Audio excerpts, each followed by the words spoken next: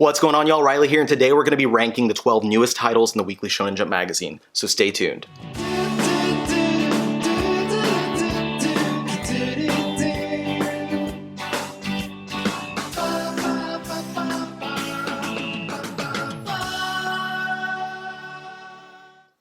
Several months ago, I made this exact basic video where I was ranking the 12 newer titles in the magazine, and the idea behind it then was kind of to bring attention to those newer titles that people were not really familiar with, because a lot of the big, more well-known titles had been ending. And people were kind of wondering, what's next? What's the next thing that, we're going to want to pay attention to? What's going to be the next big title? So I had a lot of fun making it and kind of giving my feelings and my ideas on those titles and which ones that you should probably pay attention to and which ones are probably going to wind up getting canceled. And a lot of people seem to enjoy watching it as well. So I always knew from that point that I was going to return to this idea when there was more new material to talk about, but I didn't think it would be this soon thereafter. I thought maybe it'd be another year later on and I'd do it like late 2021 or something like that. But we wound up seeing pretty soon after that video, a lot of the stuff started to end and get canceled, and now we have 6 new titles in the magazine. So when I made the first video, there were 20 titles in the magazine. I talked about the 12 that did not have anime adaptations and did not have physical English releases. 2 of the ones I talked about had been announced to get physical releases pretty soon before I made the video. And of the 8 that I didn't talk about, Chainsaw Man was the only one that did not have an anime adaptation. Still doesn't, but it is announced to be getting one. But with all of that, the new titles that I'm going to be talking about, I'm going to once again stick with the number of 12. So I'll be revisiting 6 of the titles that I talked about last time, as well as talking about the 6 new titles that started up in the magazine in the last several months. 3 of the titles I talked about last time did get canceled. Unfortunately, 2 that I really enjoyed, A Gravity Boys, which was a great sci-fi comedy series, and Mori King, which I think I was in the minority there, but it was an action comedy series that I really had a lot of fun with. And then Our Blood Oath, which was the only title that I really didn't like, also got canceled, so good riddance, I don't care. I know you probably had your audience, but it wasn't me. So with all that, we're going to go ahead and talk about the new 12 titles, and I want to just mention 2 things before we get into it. Number 1, I'm only talking about the series that are in the Weekly Shonen Jump magazine. I'm not talking about anything from Monthly, Giga, Plus. Last time people were asking, what about Kaiju number 8? What about Ghost Reaper Girl? What about this? What about that? While those series are all fun, they're not in the Weekly magazine. They're in the different magazines. Number 2, I also want to say, these are just my opinions. I'm not trying to say this is the end-all be-all opinion about each of these titles. I know that people are going to have really differing opinions on a lot of stuff that I say. In fact, I think there's at least 2 things that people are going to have very different opinions on than what I'm saying in this video. So, I'm interested in seeing what your opinions are as well. So if you comment down below, let me know what your ranking would be for these 12 titles. But I do also want to say that, keep in mind, I don't dislike any of these manga. I have fun reading all of them every single week. It's just that some of them I enjoy more than others, and some of them I enjoy quite a bit less than others. So with that, let's go ahead and jump on in and start talking about these series, starting with my number 12. At the bottom of my ranking this time is also the series that's the longest of the ones I'm talking about, and that's Ayakashi Triangle. Real quick, some people might not be familiar with Ayakashi Triangle because it's not available on the Shonen Jump app or on the Viz Media app. You can, however, read it on the Viz Media website, and if you have a login for the apps, then you can use that same login and get access to all the chapters there, or you can also read it on the Manga Plus app. So there's 2 ways to read this. Now, I had a lot of big hopes and stuff for this series, and when I talked about it in the last video, I think I kind of said the same thing, that because I was a big fan of one of the creators' previous titles, Black Cat, that I was also hoping that this would kind of go more into this realm of being a great action-adventure shonen series, rather than falling more into his more recent titles, To Love Ru and To Love Ru Darkness, because he was only the artist on those, whereas he wrote and drew Black Cat. Unfortunately, it did not go more into the realm of Black Cat, and I should have realized that when the series is kept out of the apps because of its mature content. But Ayakashi Triangle leans way more into focusing on fan service. And people who know me know that I'm really not a fan of fan service in general. I'm not saying that you're wrong if you are.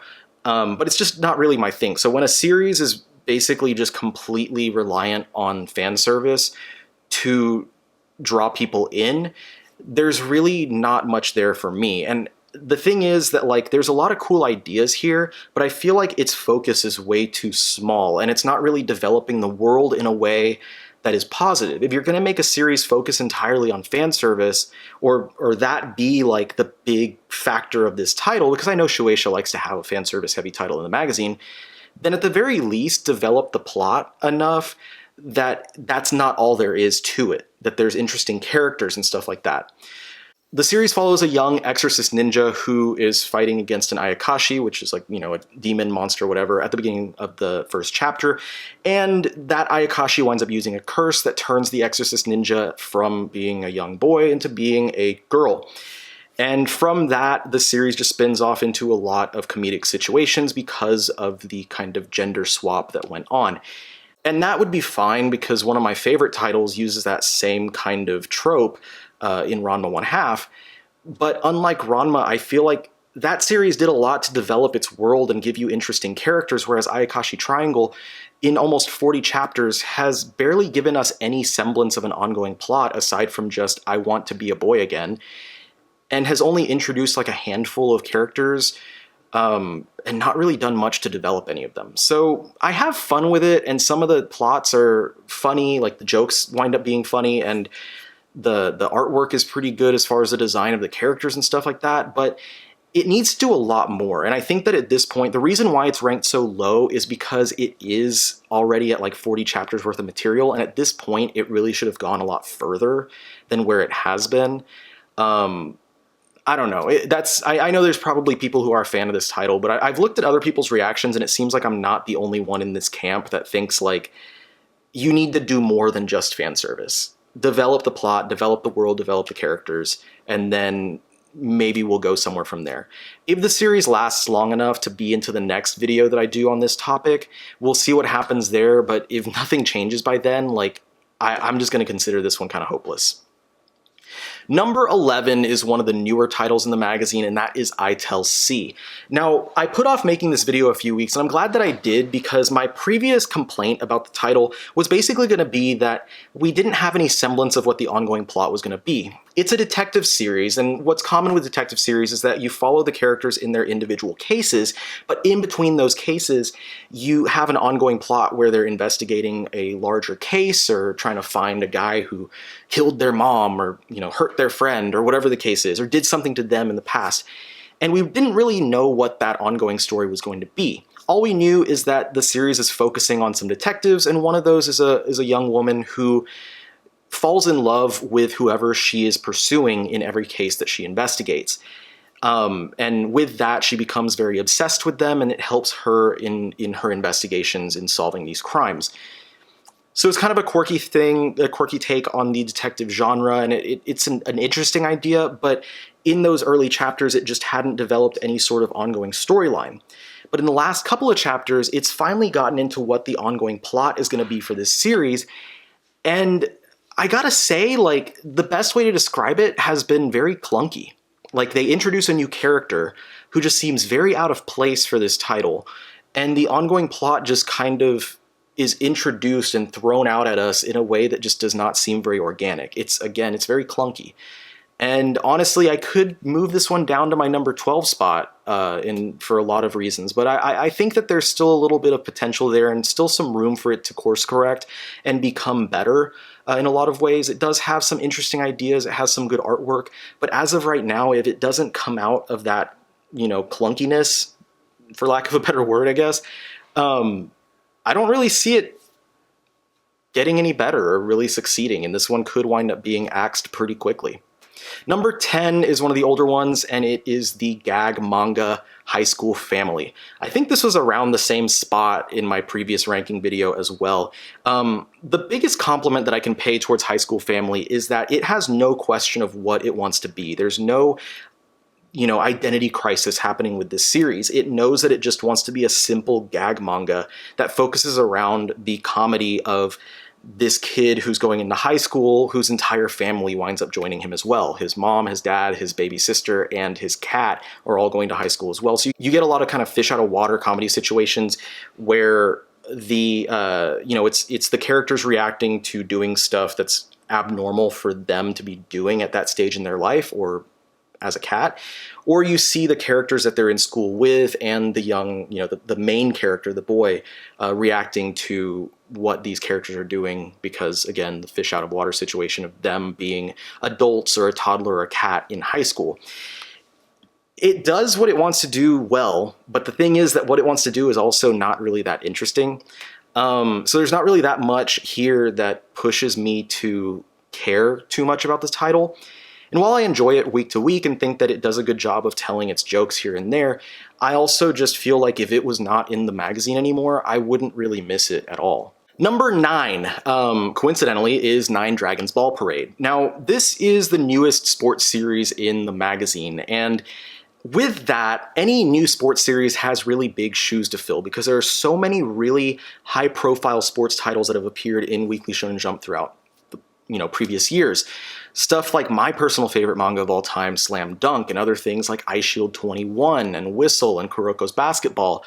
And then the most recent sports mega hit, of course, being Haikyuu. So when you're trying to fill a spot like Haikyuu had in the magazine, you really have to be something special. And the problem with a sports series is that you have to do that really quickly.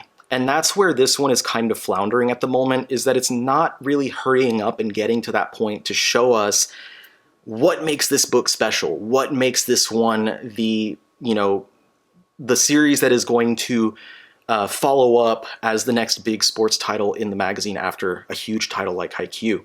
The main idea here is that we have a young boy who loves baseball, but he has no inherent talent in playing the sport. And he tries out for this high-profile baseball team in Japan and meets this really talented young pitcher who winds up making it on the team while the other boy is told that there's no spot for him. The pitcher decides to decline the spot on the team and tells his new friend, I don't want to be on the team if they're not going to accept you as well. Let's go ahead and start our own team. And that's where the basic plot begins, is them putting together their own team and with the goal of eventually facing off against that team and showing that they can be better than them. It's a fun idea. I like the idea of having the main character not actually good at the sport that they're focusing on, because it shows that you can love sports and be involved in sports even if you're not the most athletic or not the best at that sport. But the problem here is that it's taking its sweet time in developing its plot, and it really hasn't gotten anywhere. With over a volume's worth of material, we've only been introduced to a few members of this team that they've been assembling. And while we've gotten some interesting characters and, some that I can see people really winding up caring for, and there are some instances where the artist shows us what kind of chops he has as far as how well they can animate the action sequences of the actual sport, I feel like it's taking too long to get to them playing their first game. And if they take way too long to get to that point, then interest is going to wane, and there's a possibility that as much as I might enjoy the series and as much potential as I see in it, it could wind up getting canceled. Number 8 is another one of the longer running titles, and that is Magu-chan, God of Destruction. Now, I know Magu-chan has its fans, and I know some people might be upset that I'm ranking it pretty low on the list, but I have my reasons why I'm kind of putting it somewhere in the middle here. Magu-chan focuses on the titular character, who, as the title suggests, is a god of destruction. He comes down to Earth and is found on the beach by this young girl in this limited form of this kind of one-eyed cephalopod, and she takes him in as her pet, and a lot of the series is focused on the comedy of this god of destruction who really, would rather destroy Earth and hates humans, getting dragged into these situations where he's just a young girl's pet and plaything. A lot of great comedic situations come out of that, but the problem here is that I feel like the creator does not really know how to balance their desire for putting action content into the title and just kind of can't make it a really balanced action comedy and sacrifices all comedy elements whenever anything action-oriented comes into play. I think that Mori King, the recently canceled title, did a really good job of having the action elements fused with the comedic elements to where you never really lost sight of the identity of what the series was. But Magu-chan just has not succeeded in doing that. And because of that fact, like, I enjoy it, but I don't know. I just feel like the creator needs to figure out how to balance the two identities that it wants this title to have in a positive way, instead of trying to just force things into it, because it could be really great. But as for now, I just feel like it's at a spot where, like, it's not going to climb up the ranks of my list at any point, and I honestly couldn't see it becoming any more popular than it already is. Number 7 is one of the newer titles, and it's another one that I'm glad that I waited a few weeks to make this video for, because there were some more recent developments that kind of changed my view on this series. And I didn't change its place on my ranking at all, but it made me see things a little bit differently for the title, and that is Witch Watch. Originally, I was just going to say, like, Witch Watch is, the best way to describe it is as a cute series, and it fills the hole in Weekly Shonen Jump for a romantic comedy type series that we hadn't had in the magazine for a little while. And it does so really well by introducing the kind of fantasy elements as well, but not moving into making it an action fantasy comedy series and just being a fantasy comedy.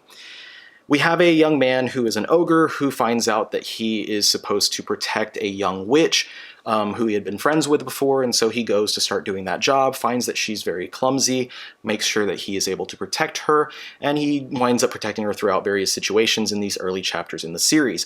And the real draw in those early chapters was I loved the relationship between these two characters, and the fact that the young witch just adored her friend, the ogre, and he, you know, is just doing what he needs to do to make sure that she's safe. And she winds up developing this kind of very cute crush on him, which I thought was very wholesome in a lot of ways.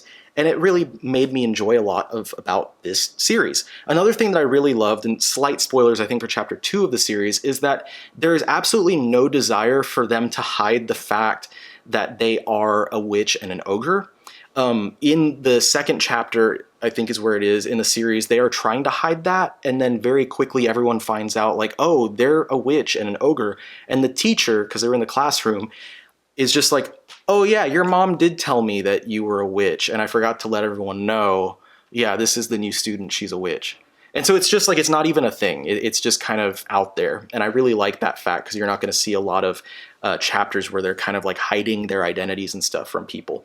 But in the most recent chapters, I had thought that this was not going to delve into any sort of action stuff, and I thought it was just going to be kind of a almost like fantasy slice of life type series. But they started introducing more characters that make me think that it's actually going to start moving towards being more action-oriented. And I have no problem with that whatsoever, because of the fact that the way they're doing it feels so organic that it doesn't seem forced and doesn't feel like it's coming out of nowhere. And I really like that. So I'm looking forward to seeing how Witch Watch plays out in the near future, how those new elements that have been introduced recently kind of play into everything else that's going on. I'm very curious about how this series is going to go as it moves forward. It's only been, 8 chapters or so thus far, so it's still very young in the magazine, but I think this one has a lot of potential to be something really great. Number 6 is one that I know my opinion is very different from a lot of other people's opinions on this title, and that is Build King.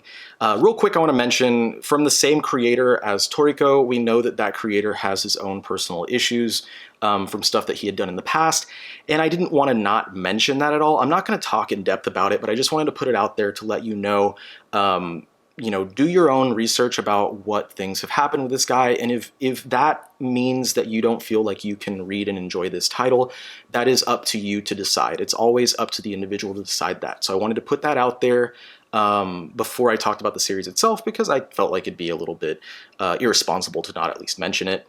So anyway, Build King is a very kind of quirky series, which is typical for Shimabukuro, because he has kind of different ideas for his titles than what you wind up being used to from most shonen manga.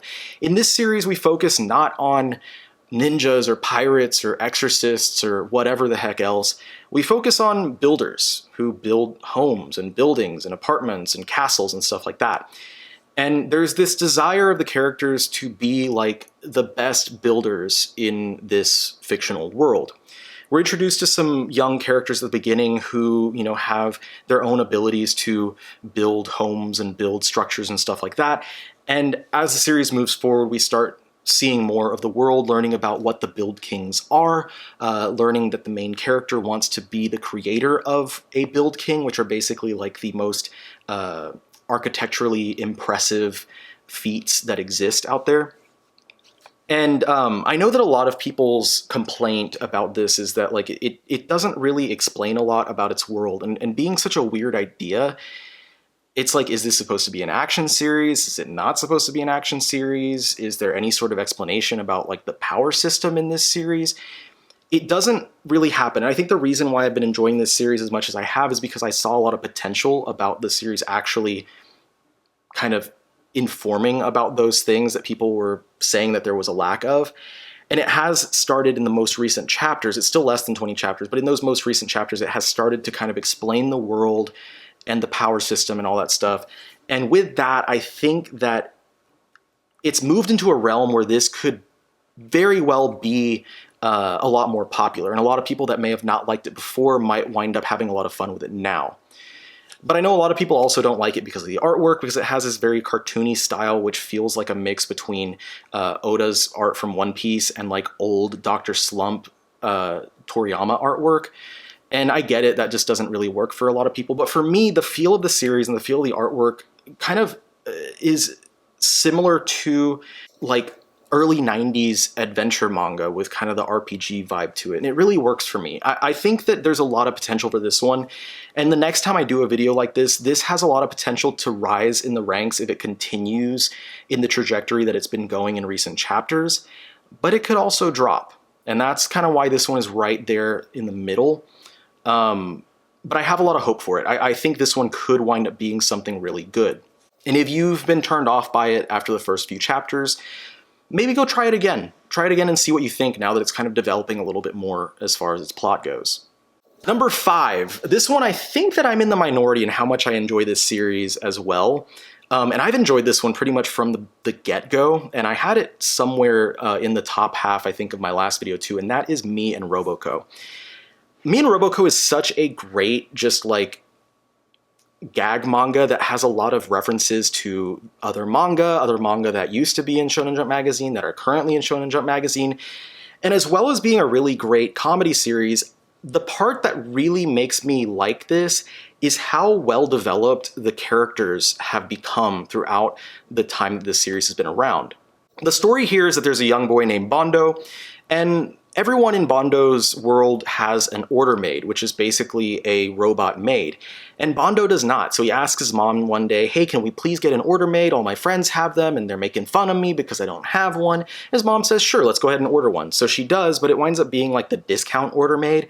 And when she shows up, we get Roboco, who is this broad-shouldered, very muscular, very brash and bold robot that is very much the opposite of the personality and appearance of every other order maid that we see in the series. And at first, Bondo is kind of disappointed, but as the series moves forward, the relationships between everyone and Roboco become really nice and really wholesome. And that's what I really love about this series, is that the whole entire town has kind of adopted Roboco as this beloved figure. And I love the way that they interact with her and the way that they treat her and the way that she interacts with everyone else. And not only that, but even the kids in the series, Bondo's friends, who at the beginning I was like, man, these kids are jerks. They're supposed to be his best friends and they're like making fun of him and stuff, wind up developing really well. And I've come to really love their relationships with each other. And it reminds me of friends that I would have had when I was in school. I can't praise this series enough for the comedic aspects that it has. And if you've never tried it before, if it just looked like something that you would enjoy, if you like gag manga and gag manga that is referencing other manga, definitely try it out. if you gave up on it before, but you didn't really get to see the development of these characters and any of the really great, wholesome relationships that wind up coming about, give it another chance. I really like this one. I don't think it's going to be something that's going to last forever in the magazine. I don't think it's going to be the next big thing, but it really hits a lot of those spots for me that just make it something great. Now we're getting into the top 4 of my list, and with these top 4, these are the ones where I would say previous stuff, it was like, these are okay, these are pretty good, these are great. These are like the really good ones that I think everyone should be trying out and everyone should be keeping their eyes on, because there's potential for, well, there's potential for 3 of these 4 to be the next big thing, as I've been saying. Number 4 is the Elusive Samurai. This is from the same creator of Assassination Classroom, and when it originally hit the magazines, I definitely had some expectations for it because of that fact. And I'm gonna admit that when I first read it, it really didn't meet any of those expectations, and I was kind of bored by it and didn't really see the point behind it. But I started seeing other people talking about it and saying, you know, how good it was and all these different things about how it's one of the best of these new titles in the magazine. And I thought to myself, like, okay, I need to go retry this series. And so I read all 7 chapters that had existed at the time, all in one go. And I'm so glad that I did, because I really saw what makes this series great. Number 1, just putting this out there, the artwork is just phenomenal. It has such a great style behind it, something that is a lot more detailed than what we saw from Assassination Classroom, and it works so well for this world. But number 2, I saw that it filled this hole in the Weekly Shonen Jump magazine that I don't think anything else has been able to fill for a while, in giving us a period piece similar to something like Rurouni Kenshin, except without having the issues that we have with the creator of Rurouni Kenshin. In the series, we follow a real-life historical character who is a young samurai prince who has had everything taken from him. His kingdom taken, his family killed, and he's taken in and starts to be raised and watched after by this Shinto priest who is basically telling him, like, you have an inherent ability of evasiveness and the ability to run away, hence the title Elusive Samurai. Instead of fighting, he has just this agility and ability to dodge attacks and run over people and jump between what he needs to jump between. And it's illustrated in a really beautiful and choreographic way that works really well on the page. And so he tells him, you know, I need to help you and develop your abilities and make you stronger, because we're going to basically, you and a bunch of other kids are going to get together and form this little army, and eventually we're going to get, let's just say they're going to get vengeance on the guy who killed the entire family and stuff like that. It is based on historical events, so you can look up the characters and stuff like that and kind of see how that plays out. But I'm going to say, like, if it follows the exact life of those characters, maybe don't look into it so you don't get any spoilers and stuff about what might happen later parts of the series. But I'm so glad, again, just saying, I'm so glad that I took another chance with this title, because it wound up being something that I really enjoyed. And it went from being something that I might have had towards the bottom of my list towards something that's at the top almost. If you haven't tried it out yet, I really do highly recommend it. If you, like me, were not enjoying it, try it again and kind of see a little bit more behind it about, you know, kind of why this series is there and what its point is. And I really like the idea of a protagonist who is not really an offensive character, but a more of a defensive character, and he's learning that his only means for attack are by utilizing his evasiveness in attacking. It's a really great idea. I really like it. If you're a fan of stuff like Rurouni Kenshin, definitely check it out. Number 3, and this is the hard one for me to talk about. I mentioned early in the video that a series had recently been canceled, and that was Phantom Seer. Now, in my previous video, Phantom Seer was somewhere more on the bottom half or like the middle of my list. I don't remember exactly what place it was at, somewhere around like 7. And I mentioned that, like, it has beautiful artwork and interesting ideas, but I felt like it really hasn't found its identity. And that if it hadn't found its identity soon, then I would say that even though it's, you know, got a lot of potential, that it might get booted out of the magazine. Since I made that video, this series really developed into being something of one of the most anticipated titles that I read in the magazine each week. But unfortunately, in reading the most recent chapter, chapter 30, which at this point came out this previous weekend, I had no idea that it was coming to its end. I hadn't seen anyone talking about that online or anything like that, and I was sitting there literally thinking about how great this title had become in the past couple of stories, and how these most recent chapters just felt like it had developed so strongly and had the potential to be the next big title, the next big thing. It would get an anime adaptation and everyone would love it, and it would be this huge thing. And then the last chapter is titled The Final Chapter or whatever it was, and I'm sitting there like, no, that can't be right. No, it has to just be for this story arc. And at the end, sure enough, it ends.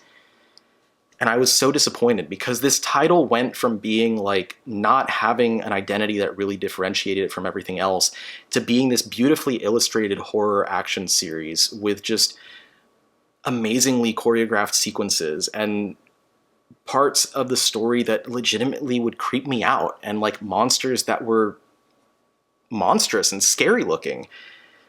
So when I read that last chapter, I immediately like lamented to my wife, who was in the room with me, like about how upset I was about this. And she doesn't care about manga or anything like that, but I was like, I don't know if I should like just completely change the plan for that video, because this was going to be my number 3 pick, because I was going to talk about how it was the most improved series over all the series that I was talking about from the other video that I did. And she says, don't change anything, do the video as you were planned, because if you feel that strongly about the title, let other people know that it is that good, that you should go check it out. And so I said, you know what, you're right. I'll mention that it got canceled, but I'm going to keep it as my number 3 and tell people that it is absolutely a shame that this series got canceled. And if you have not read Phantom Seer yet, go out and read it. I really hope that this series gets a physical release in English, because I would love to have it on my shelf. This one developed so well into something really great, and I'm gonna miss this title. I have not been this upset about something being canceled in a long time. So just to put that out there, if you haven't tried Phantom Seer yet, try it out, see what a great title this was, and why it's so disappointing that it got canceled. And maybe there's gonna be a miracle out there and the creators are given a chance to resurrect the series in another magazine, or at least get to work together on something else that has the same kind of horror action flavor, because it was just something that it was going to be special. Now, in its place, we are getting 2 new manga. The first one that's going to be starting in the next issue of the magazine is Ao no Hako, which means blue box, which is supposed to be a coming-of-age tale about a women's basketball team, which sounds really intriguing. I'm always excited for more sports stuff. Basketball manga are my favorite sports manga, and I think it's interesting that it's going to follow a women's team rather than traditionally, as things go, following a team of male players. So that's going to be something different and interesting, and I'm interested in seeing what it's going to be about, or how it's going to go. The second new one we don't have a description of, but from the writer Ippon Tokeguchi and artist Santa Mitarashi will come the series Ame no Furu. So we don't know what Ame no Furu is going to be, at least at this point of me filming it. There's not really any information about what that series is going to be about, but that will be coming out in the next issue after Blue Box hits. So I didn't want to wait and do this video later and wait for those 2 chapters to come out, because I didn't want to basically just talk about singular chapters of either of those manga. I thought it would be more effective if I just waited longer, because it's hard to judge something off of just its early chapters. I would want there to be at least a month or 2 worth of material out there. So by the time that I do wind up doing another one of these videos in 6 months or however long it's going to be before we have at least another half dozen new titles like there were for this video, by the time that comes around, there's going to be plenty of chapters, so I'm going to be able to judge those 2 and kind of give an accurate opinion, rather than just being like, well, the first chapter was okay, but we have no idea where it's going to go from there. So anyway, I really liked Phantom Seer, and I'm just sad to have seen it go, but hopefully the new titles are going to be good, and we'll see what happens with those creators and what they're able to do next. And that comes out to my number 2, which is, without a doubt, the best of the new titles that have been in the magazine since the previous video that I made, and that is Sakamoto Days. Sakamoto Days focuses on a former assassin or hitman who has since left the game and is just trying to be a family man and work at his corner store and support his wife. Kind of similar in the idea of like way of the house husband, where he's given up being a yakuza and just wants to be a house husband. Kind of the same type of idea, except for this one goes more into having the action aspect of it and not just the comedy, as the main character is being drugged back into the world that he's tried to leave behind, and it leads towards a lot of really interesting and really well illustrated and choreographed action sequences. This is without a doubt like something that it just, with a first chapter, started off super strong, and it has so much potential to just keep getting better and better as it goes, and being something really great and really well celebrated in the magazine. I would be very surprised if this one does not get a physical release in English in the next 6 months or so, if this does not get an anime adaptation in the next year or so, if this one doesn't wind up making it at the top of everyone's lists of like the exciting new manga. It's such a fun title, and it just has an idea that's very different from anything that we see in the Weekly Shonen Jump magazine, while doing such a perfect meld of both the action and the comedy aspects of the title and building this interesting world with intriguing characters. It's really good.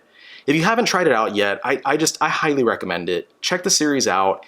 It's not been even going for, I don't think it even has 20 chapters yet. It's so well worth the time to read it. It has a great main character with great goals and stuff, but at the same time you get these intriguing abilities that he has, and you get to kind of delve into this world of like hitmen and assassins and stuff, and how this world works. And there's a lot of comedy in how he just kind of dips his toes back into it like it's nothing, like he never went away from it in the first place.